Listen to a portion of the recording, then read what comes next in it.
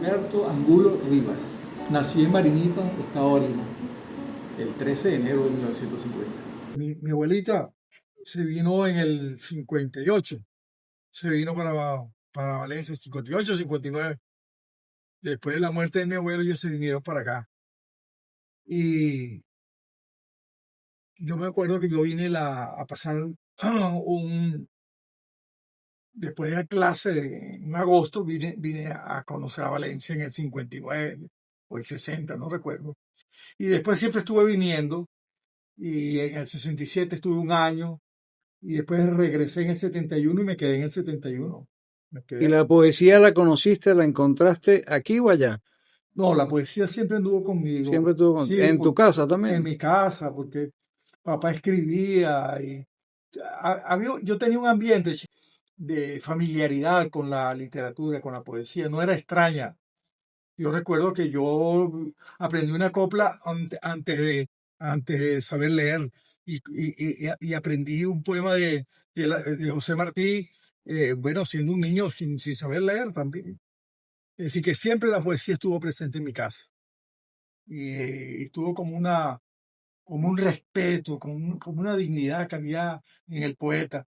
Mi papá se enorgullecía de haber conocido de niño a Enriqueta Arbelo Larriba. Y bueno, a Enriqueta no solamente, a Alfredo Arbelo Larriba, el hermano de ella. Ujú. Y él llegó a Barinita y lo estaban buscando y eso, y le llevó un caballo, un burro, a una haciendita que tenía mi abuelo. Y él recuerda eso. Sí, era un burro. Y él contaba que Alfredo le preguntó, ¿y cómo se llama el burro? Porque él sabía que le ponían nombre a los burros allá. Y entonces le dijo mi papá, niñito, se llama Pena Triste. Y entonces el poeta, que se quedó así pensando, dijo, chico, ¿y cuánto serán las penas alegres? Bueno, tú sabes, esas anécdotas. Siempre la poesía estuvo pues presente. Mi papá conoció a Enriqueta de niñito también. Ella le gustaba mucho. Y él tuvo grandes amigos poetas.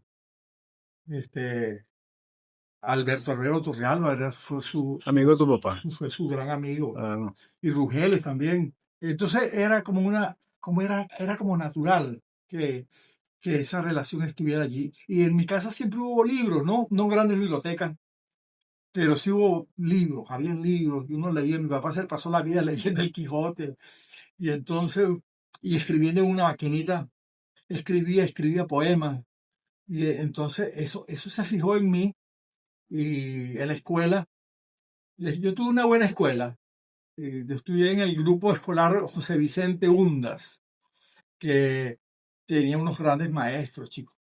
Y, y yo leía, recitaba, era recitador. Entonces, de esa escuela me llevaban, yo tenía un amigo que se llama Arturo Gómez, y nos llevaban por todas partes a recitar poesía, los niños recitando poesía.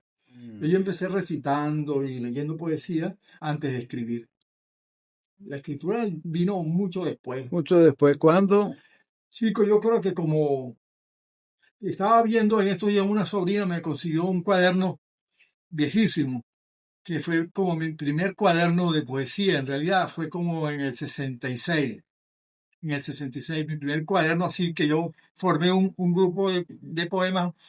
Estaba enamorado de una muchachita allá de mi pueblo, y entonces le escribí unos poemas, y ese fue mi primer cuaderno. Y en el 67 escribí otro poemario que se me perdió, que se llamaba Y primera en última, o Testamentario de estos días. Imagínate ese título. Este, ¿Cuántos libros ya has escrito? bueno, no son muchos. No son muchos. No son tantos. Lo que pasa es que Pero tú escribes siempre. estoy escribiendo siempre. Mi Ah, última experiencia ha sido la que tú sabes cuál es, que es en Ciudad Valencia, que escribo los eres fines de semana. columnista, Sí, exacto, sí, hablas de varios temas. sí, sí. Es una experiencia muy interesante. La del periodismo es un... Pero tú has sido un cronista de poetas y de la poesía en general de Carabobo.